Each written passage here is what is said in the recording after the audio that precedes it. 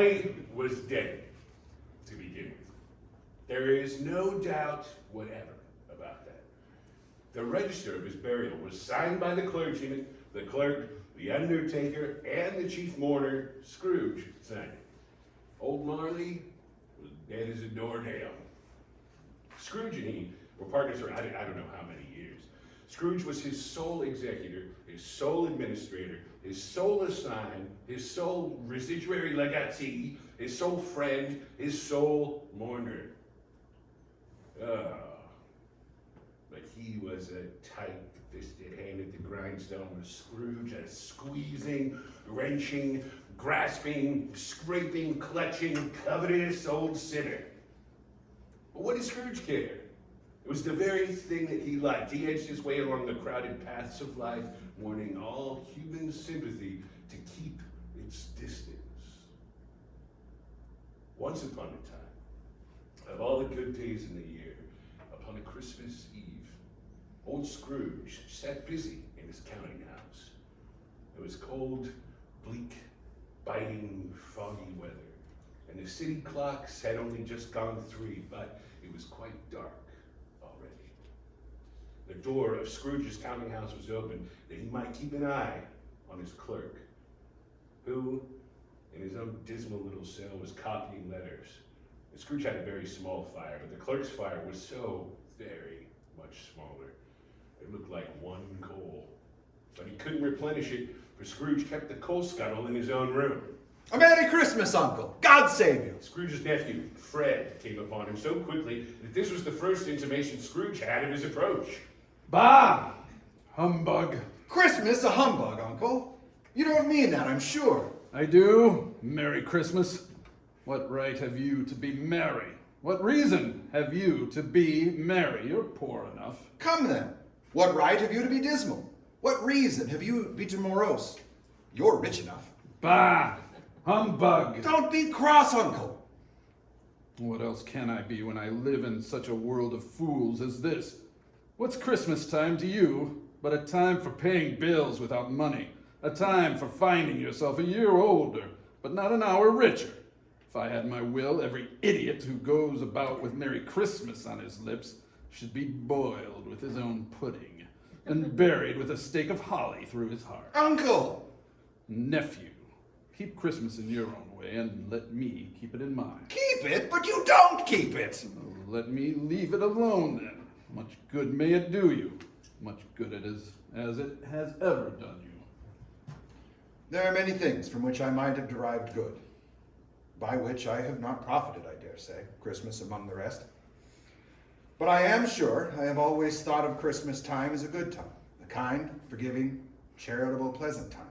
The only time I know of in the long calendar of the year when men and women seem to open their shut-up hearts freely and to think of people below them as if they really were fellow travelers to the grave.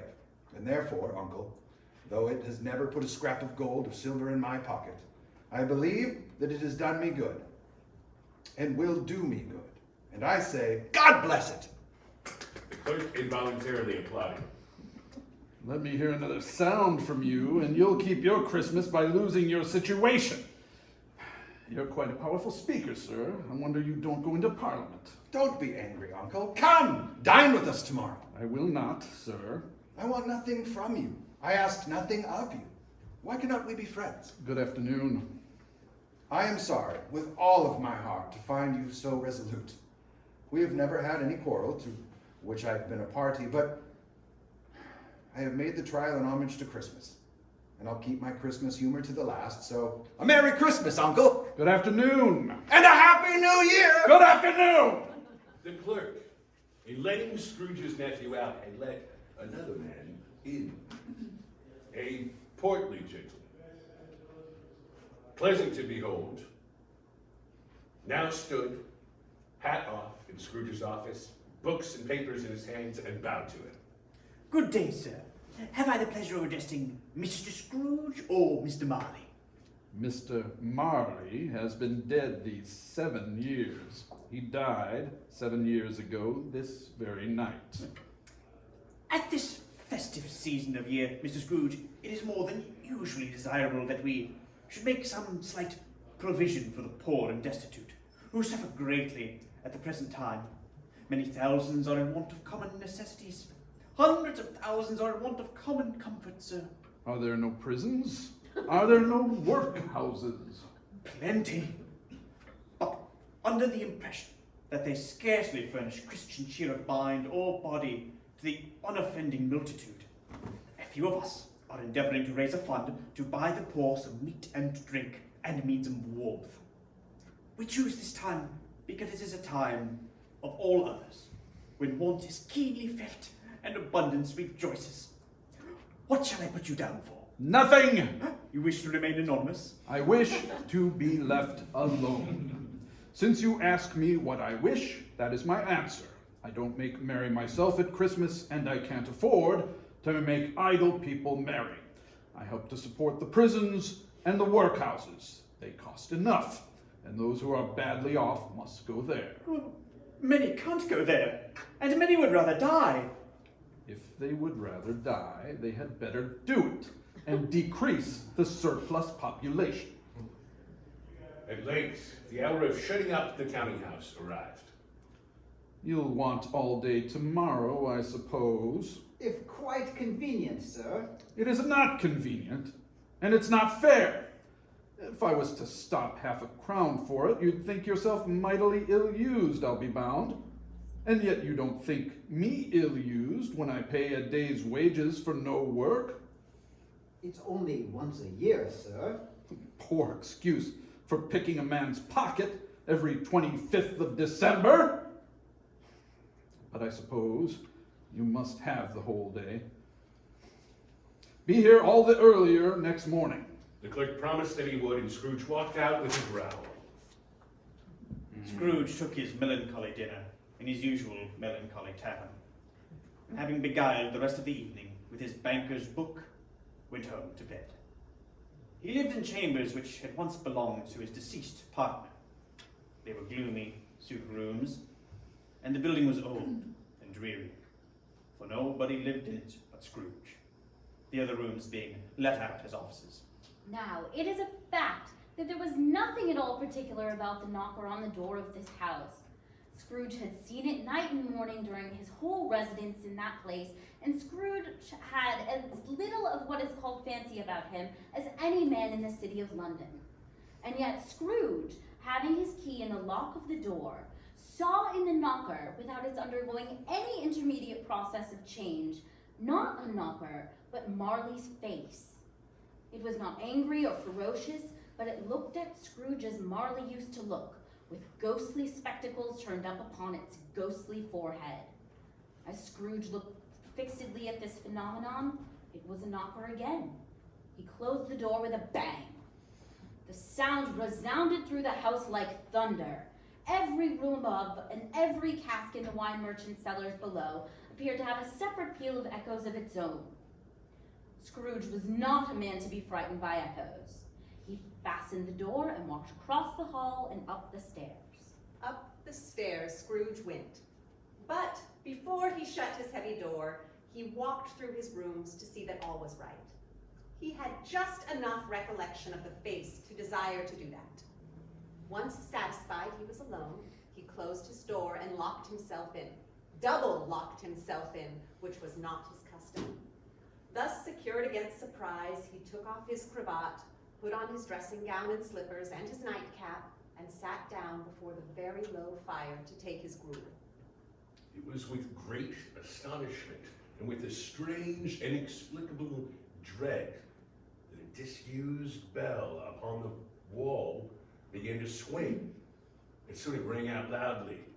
And so then did every bell in the house. This was succeeded by a clanking noise deep down below, as if some person were dragging a heavy chain. And then he heard the noise much louder on the floors below, and then coming up the stairs, and then coming straight towards his door. It came on through the heavy door, and a specter passed into the room before his eyes. And upon its coming in, the dying flames leaped up as though they cried, I know him, Marley's ghost. very same. Marley, in his pigtail, usual waistcoat tight boots and oddly with chains all around him, and yet still did Scrooge disbelieve his eyes. Though he looked the phantom through and through and saw it standing before him, though he felt the chilling influence of its death-cold eyes, he was still incredulous. Who are you? Ask me who I was. You're quite particular for a shade.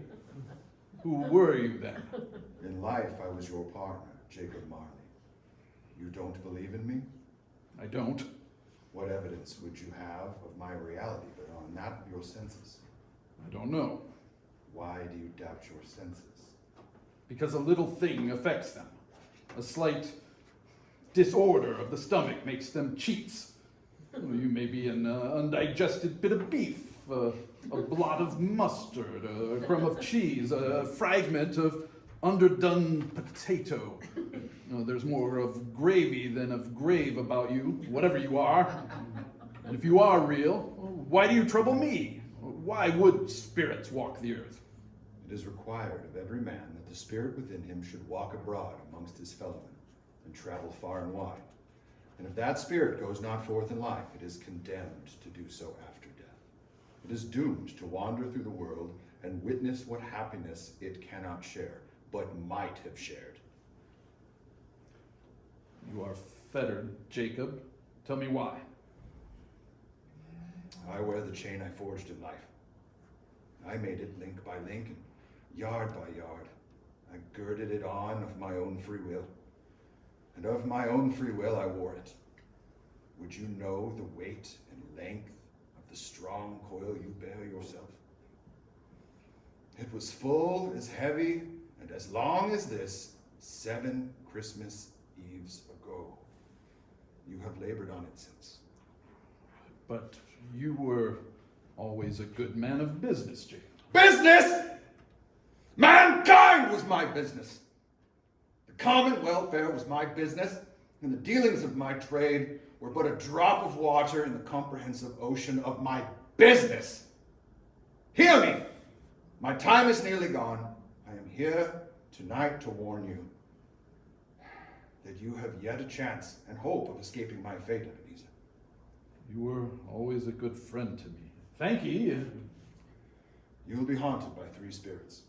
Is that the chance and hope you mentioned, Jacob? I think I'd rather not. Expect the first tomorrow night, when the bell tolls 1. Expect the second on the next night at the same hour. The third upon the next night, when the last stroke of 12 has ceased to vibrate. Look to see me no more! It walked backward from him, and at every step it took, the window raised itself a little, so that when the apparition reached it, it was wide open. Scrooge closed the window and examined the door by which the ghost had entered. It was double locked. He had locked it with his own hands, and the bolts were undisturbed. Scrooge tried to say humbug, but stopped at the first syllable. Instead, he went straight to bed, without undressing, and fell asleep on the instant. When Scrooge awoke, it was so dark that looking out of bed, he could scarcely distinguish the transparent window from the opaque walls of his chamber, until suddenly the church clock tolled a deep, dull, hollow, melancholy 1. Light flashed up in the room upon the instant, and the curtains of his bed were drawn aside by a strange figure. It held a branch of fresh green holly in its hand, and in singular contradiction of that wintry emblem, had its dress trimmed with summer flowers. Are you the spirit whose coming was foretold to me? I am. Who and what are you? I am the ghost of Christmas past. Long past. Your past. Might I make so bold as to ask what business brought you here? Your welfare. I am much obliged, but I cannot help but think that a night of unbroken rest would be more conducive to that end. Your reclamation, then. Take heed. Rise and walk with me. Scrooge rose, but finding that the spirit made towards the window, clasped its robe in supplication. I am a mortal and liable to fall. Bear but a touch of my hand upon your heart, and you shall be upheld in all our travels. As the words were spoken, they passed through the wall and stood upon an open country road with fields on either side. The darkness and the mist had vanished with it, for it was a clear, cold winter day with snow upon the ground. Good heaven! I was a boy here. Do you recollect the way to the schoolhouse? Recollected, I could walk it blindfolded. The schoolroom was dark and dirty, and there he was, young Ebenezer, alone when all the other boys had gone home for the jolly holidays.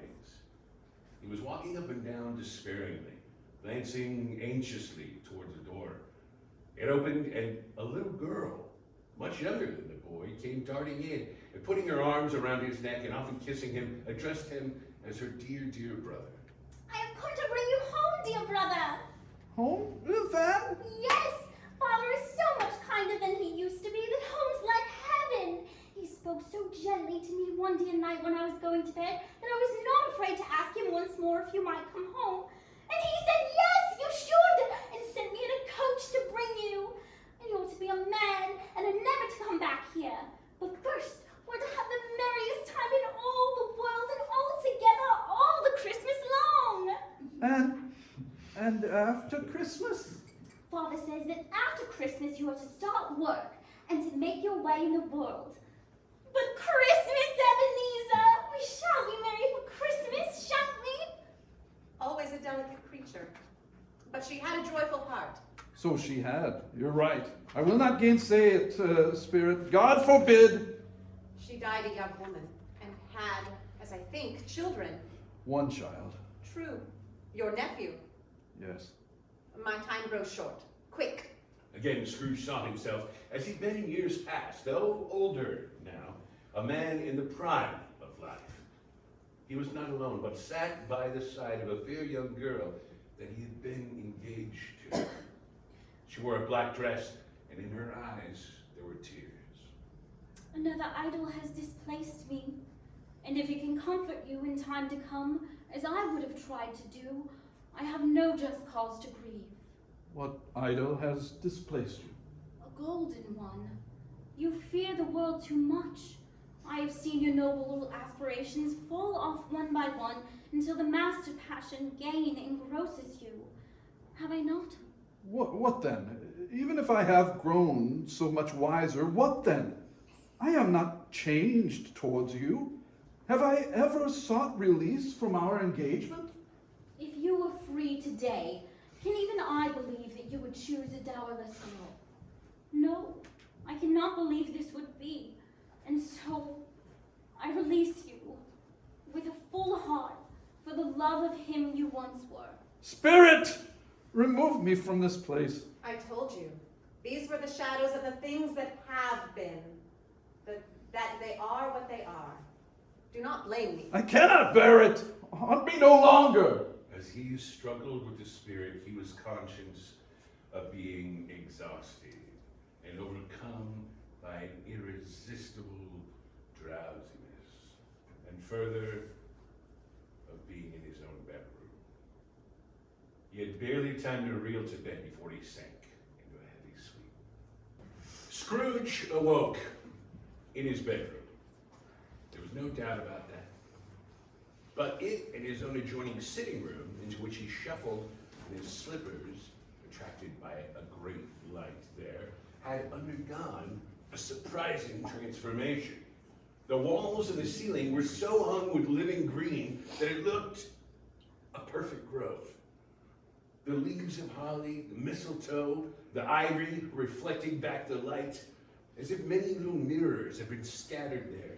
Such a mighty blaze went roaring up into the chimney, such a blaze as that hearth had never known in Scrooge's time, or Marley's, or for many and many a winter season gone, and heaped upon the floor to form a kind of throne were Turkeys. Geese.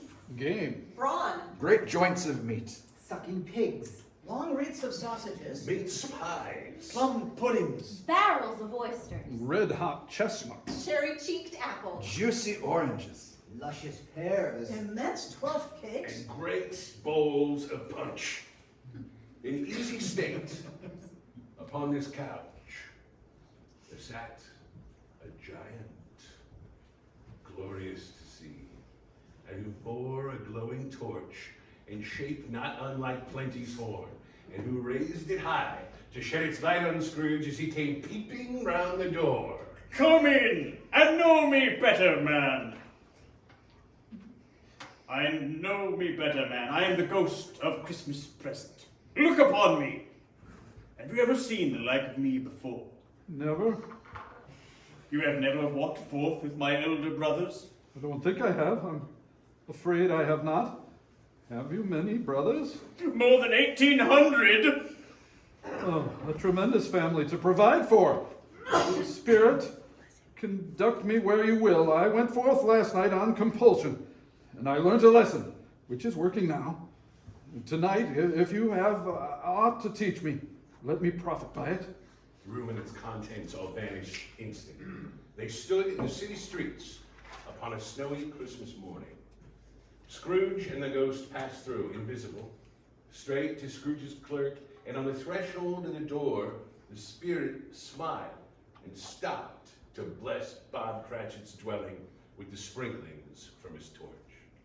Then rose Cratchit's wife, dressed out, but poorly, in a twice-turned gown, brave in ribbons which are cheap and make a goodly show for 6pence.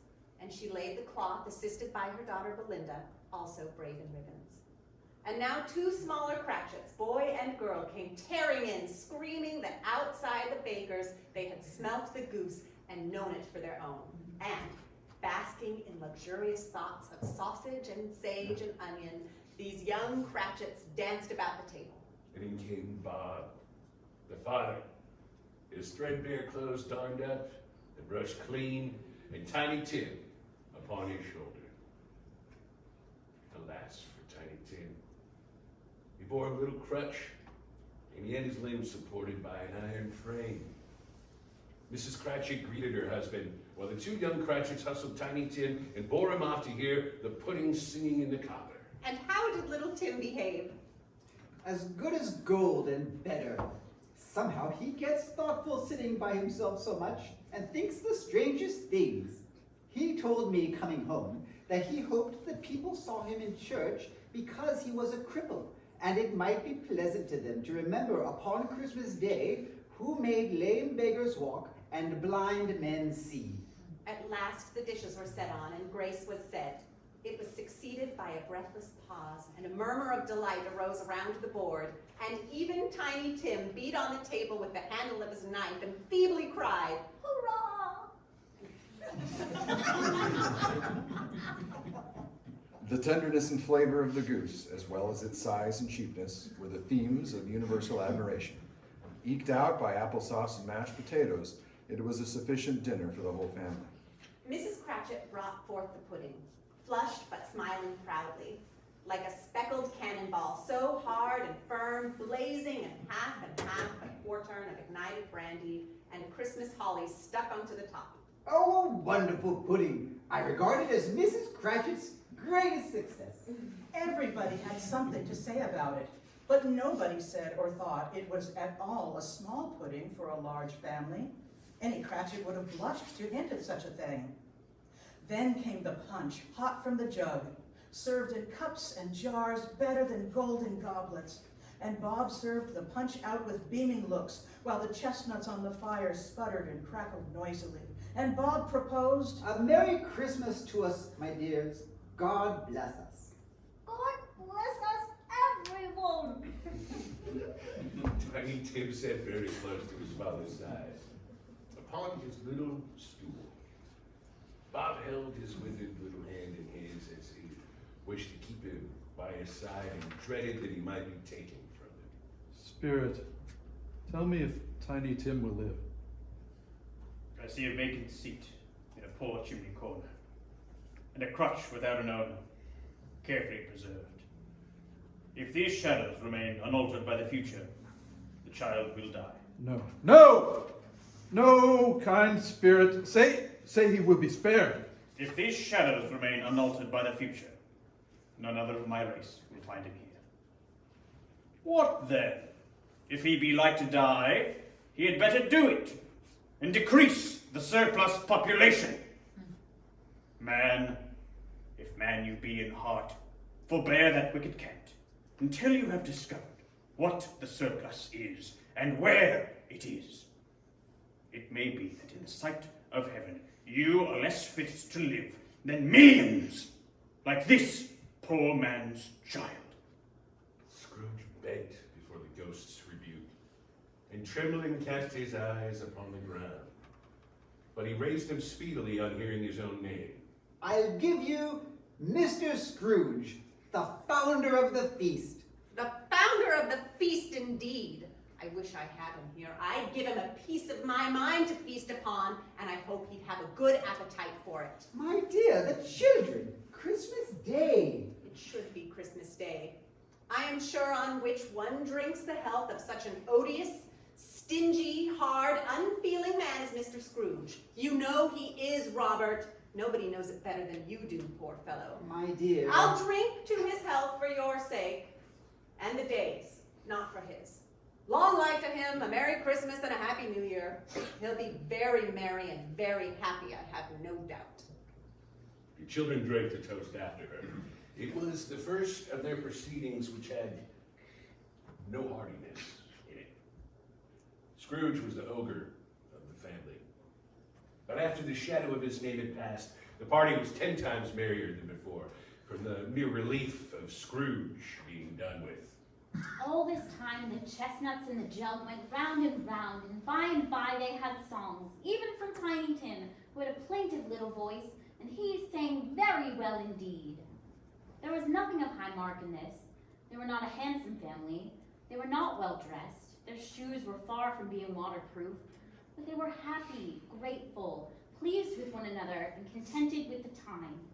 And when they faded and looked happier yet in the bright sprinklings of the spirit's torch of parting, Scrooge had his eye upon them, and especially on Tiny Tim, until the last. He said that Christmas was a humbug. As I live! He believed it too. It was a great surprise to Scrooge to hear a hearty laugh. It was a much greater surprise to Scrooge to recognize it as his own nephew's, and to find himself in a bright, dry, gleaming room, and looking at that same nephew and his pretty wife and a party of their friends. More shame for him, Fred. Ah, he's a comical old fellow, that's the truth, and not so pleasant as he might be. However, his offenses carry their own punishment, and I have nothing to say against it. Who suffers by his ill whims? Himself, always. Here he takes it into his head to dislike us, and he won't come and dine with us. What's the consequence? He don't lose much of a dinner. Indeed, I think he loses a very good dinner. Everybody else said the same. And they must be allowed to have been competent judges because they had just had dinner, and with the dessert upon the table, were clustered around the fire by lamplight. After tea, they had some music. Fred's wife played well upon the harp, and played among other tunes a simple little air. When this strain of music sounded, Scrooge softened more and more, and thought that if he could have listened to it often years ago, he might have cultivated the kindness of life for his own happiness with his own hands. But they didn't devote the whole evening to music. After a while, they played at forfeits, for it is good to be children sometimes, and never better than at Christmas, when its mighty founder was a child himself. They played a game called Yes and No, where Scrooge's nephew had to think of something, and the rest must find out what, he only answering to their questions yes or no, as the case was. The fire of questioning to which he was exposed elicited from him that he was thinking of an animal. A live animal. A rather disagreeable animal. A savage animal? An animal that growled and grunted sometimes. And talked sometimes, and lived in London. And walked about the streets. And wasn't made a show of. And wasn't led by anybody. And didn't live in a menagerie. And never was killed at a market? And was not a horse. Or an ass. Or a cow. Or a bull. Or a tiger. Or a dog. Or a pig. Or a cat? Or a bear. At every new question put to him, this nephew burst into a fresh roar of laughter that he was obliged to get up off the sofa and stamp. At last, Fred's wife cried out. I found it out! I know what it is! I know what it is! What is it? It's your Uncle Scrooge! Uncle Scrooge become so gay and light of heart that he would have drank to the unconscious company despite the joke that was just played. But soon, he and the spirit were again upon their travels. It was a long night. It was strange, too, that while Scrooge remained unaltered in his outward form, the ghost grew older. Clearly older. Our spirits' lives so short. My life upon this globe is very brief. It ends tonight. Tonight. Tonight at midnight. Hark. Time is drawing near. The chimes were ringing to 11:03 at that moment. Forgive me if I'm not justified in what I ask, but I see something strange and not belonging to yourself protruding from your skirts. Is it a foot or a claw? It might be a claw, for the flesh there is upon it. Look here. From the foldings of its robe, it brought 2 children, wretched, abject, frightful, hideous, miserable. They knelt down at its feet and they clung upon the outside of its garment. They were a boy and a girl, yellow, meager, ragged, scowling, wolfish, but prostrate, too, in their humility. Where graceful youth should have filled their features out and touched them with its freshest tints, the stale and shriveled hand of age had pinched and twisted them and pulled them into shreds. Where angels might have sat enthroned, devils lurked and glared out menacing. No change, no degradation, no perversion of humanity in any grade as monsters half so horrible and dread. Scrooge started back, appalled. Having them shown to him in this way, he tried to say they were fine children, but the words choked themselves, rather than be parties to a lie of such enormous magnitude. Spirits, are they yours? They are man's. They cling to me, appealing from their fathers. This boy is ignorance. This girl is want. Beware them both, but most of all, beware this boy. For on his brow I see that written which is doom. Have they no refuge or resource? Are there no prisons? Are there no workhouses? The bell struck 12. Scrooge looked about him for the ghost and saw it not. As the last stroke ceased to vibrate, he beheld a solemn phantom, draped, hooded, coming like a mist along the ground towards him. The phantom slowly, gravely, silently approached. When it came near him, it seemed to scatter gloom and mystery. A deep black garment concealed its head, its face, its form, and left nothing visible save one outstretched hand. The spirit neither spoke nor moved.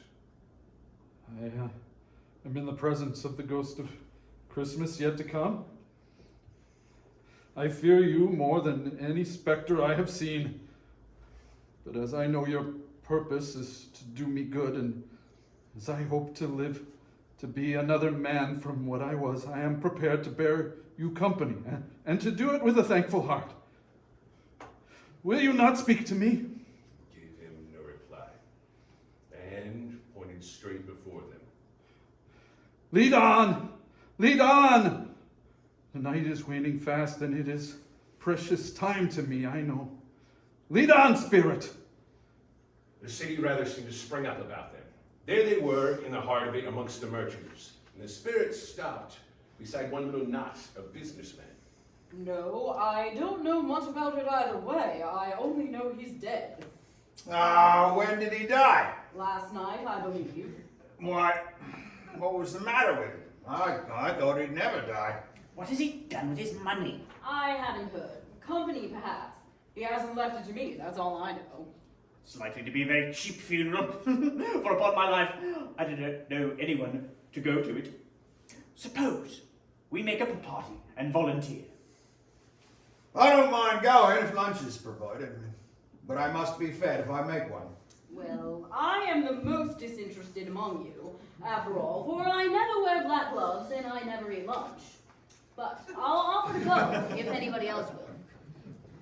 Scrooge was at first inclined to be surprised that the spirit should attach importance to conversation apparently so trivial, but feeling assured that it must have some hidden purpose, he set himself to consider what it was likely to be. They left this busy scene and went into an obscure part of the town, an area of low repute. It is shop where iron and old rags and bottles and bones were bought. A gray-haired rascal of great age sat smoking his pipe. Look here, old Joe. What have you got to sell, Mrs. Bulber? What have you got to sell? Have a minute's patience, Joe, and you shall see. What odds then? What odds, Mrs. Bulber? Every person has the right to take care of themselves. He always did. Who's the worse for the loss of a few things like these? Not a dead man, I suppose. No, indeed, Joe.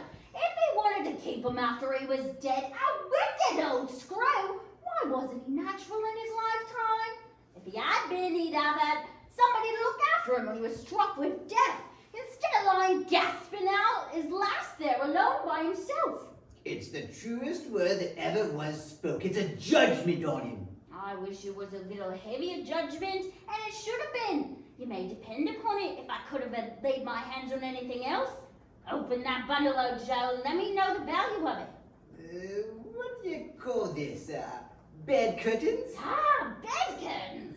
Don't drop that oil upon the blankets now. His blankets? Who else do you think?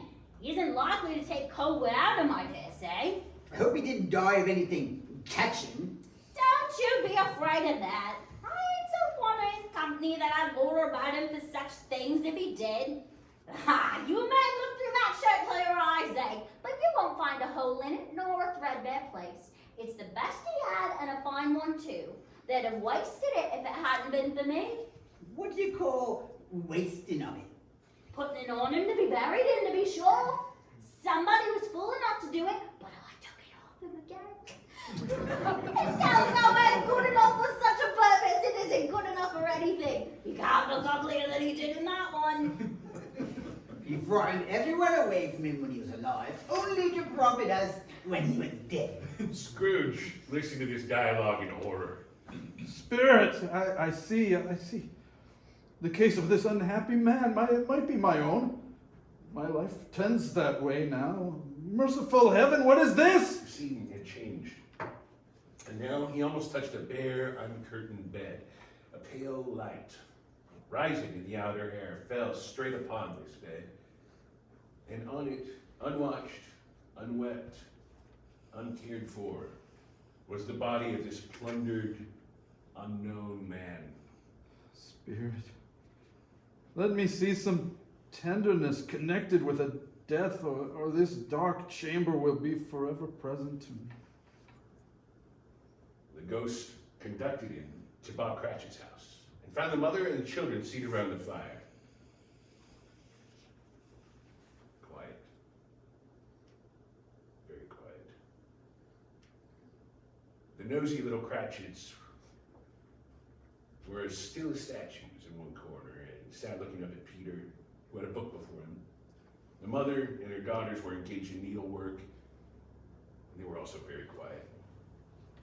And he took a child and set him in the midst of them. The mother laid her work upon the table, and she put her hand up to her face. The color hurts my eyes. They're better now again. It makes them weak by candlelight, and I wouldn't show weak eyes to your father when he comes home for the world. It must be near his time. Past it, rather. But I think he has walked a little slower than he used to these last few evenings, Mother. I've known him to walk with Tiny Tim upon his shoulder very fast indeed. And so have I, Mother. Often. Peter's siblings chimed in as well, remarking on the many memories of that very scene. But he was very light to carry, and his father loved him so that it was no trouble. No trouble. And there is your father at the door. She hurried out to meet him, and Bob, in his comforter, as he had need of it, poor fellow, came in. His tea was ready for him on the hob, and they all tried who should help him to it the most. And then the two young Cratchits got upon his knees and laid each child a little cheek against his face, as if they said, Don't mind it, Father. Don't be grieved. Bob was very cheerful with them, and he spoke pleasantly to all the family. And he looked at the work upon the table, and he praised the industry and the speed of Mrs. Cratchit and the girls, and then he told them of his walk in the churchyard.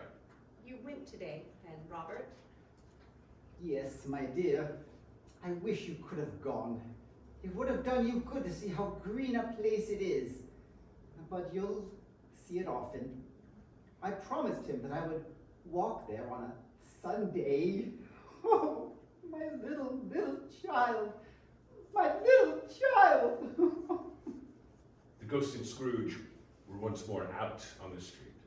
Spectre, I know not how, but something informs me that our parting moment is at hand. Tell me what man that was with the covered face whom we saw lying dead. The ghost of Christmas yet to come conveyed him to a dismal, wretched, ruinous churchyard. A spirit stood among the graves and pointed down to one. Before I draw nearer to that stone to which you point, answer me one question. Are these the shadows of the things that will be? Or are they the shadows of the things that may be only? Still, the ghost pointed downward to the grave by which it stood. Men's courses will foreshadow certain ends to which, if persevered in, they must lead. But if the courses be departed from, the ends will change. Say it is thus with what you show me. The spirit was immovable as ever. Scrooge crept towards it, trembling as he went, and following the finger read upon the stone of the neglected grave, Ebenezer Scrooge. Am I that man who lay upon the bed? No, spirit! No! No! Spirit, hear me! I am not the man that I was. I will not be the man that I must have been, but for this intercourse. Why show me this, if I am past all hope? Assure me that I yet may change these shadows you have shown me by an altered life. I will honor Christmas in my heart and try to keep it all the year. I will live in the past, the present, and the future. The spirits of all three shall strive within me. I will not shut out the lessons that they teach. Oh, tell me I may sponge away the writing on this stone. holding up his hands in one last prayer to have his fate reversed. He saw an alteration in the phantom's hood and dress. It shrunk, it collapsed, and it dwindled down into a bedpost. Yes. And the bedpost was his own. The bed was his own. The room was his own. Best and happiest of all, the time before him was his own to make amends in. He was checked in his transport by the churches ringing out. Running to the window, he opened it and put out his head. No fog, no mist, no night. Clear, bright, stirring, golden day. He called downward to a boy in Sunday clothes. What's today? Eh? What's today, my fine fellow? Today? Why, it's Christmas Day! It's Christmas Day! I haven't missed it. Hello, my fine fellow. Hello. Do you know the poulterers in the next street but one, at the corner? I should hope I did. An intelligent boy, a remarkable boy. Do you know whether they've sold the prize turkey that was hanging up there? Not the little prize turkey, the big one. What? The one as big as me? What a delightful boy. It's a pleasure to talk to him. Yes, my buck. It's hanging there now. Ah, is it? Go and buy it. No, I am in earnest. Go and buy it. And tell them to bring it here, that I may give them direction where to take it. Come back with the man and I'll give you a shilling. Come back with him in less than 5 minutes and I'll give you half a crown. The boy was off like a shot. I'll send it to Bob Cratchit's. He shan't know who sends it. It's twice the size of Tiny Tim. Scrooge dressed himself in all of his best and at last got out into the streets. The people were by this time pouring forth as he had seen them with the ghost of Christmas present, and walking with his hands behind him, Scrooge regarded everyone with a delighted smile. He looked so irresistibly pleasant, passers-by could not but call out, Good morning, sir, and a Merry Christmas to you! And Scrooge said afterwards that of all of the blithe sounds he had ever heard, that was the blithest in his ears. In the afternoon, he turned his steps towards his nephew's house. What? Bless my soul, Uncle Ebenezer! It's I. I have come to dinner. Will you let me in, friend? Let you in? Oh, it's a mercy I don't shake your arm off, sir. You will consider this your home in less than 5 minutes, Uncle. Nothing could be heartier. His niece looked just the same, and so did their friends. Wonderful party, wonderful games, wonderful happiness. But he was early at the office the next morning. He was early there. The thing that he had set his heart upon was to catch Bob Cratchit coming in late. Bob was full 18 minutes and a half behind this time. Scrooge sat with his door wide open, that he might see him when he tried to come in. Hello! What do you mean by coming here at this time of day? I am very sorry, sir. I am behind my time. You are. Yes, I think you are. Step this way, if you please. It's only once a year, sir. It shan't be repeated. I was making rather merry yesterday, sir. Now, I'll tell you what, my friend. I am not going to stand this sort of thing any longer. And therefore, I am about to raise your salary. A Merry Christmas, Bob! Merry Christmas. What? What did you say? A merrier Christmas, Bob, my good fellow, than I have given you for many a year. I'll raise your salary and endeavor to assist your family. And we will discuss your affairs this very afternoon over a Christmas bowl of smoking bishop, Bob. Make up the fires and buy a second coal scuttle before you dot another I, Bob Cratchit. Scrooge was better than his word. He did it all and infinitely more. And to Tiny Tim, who did not die. He was a second father. He became as good a friend, as good a master, as good a man as that good old city knew, or any other good old city, or town, or borough in the good old world. It was always said of him that he knew how to keep Christmas well, if any man alive possessed the knowledge. May that truly be said of us, all of us.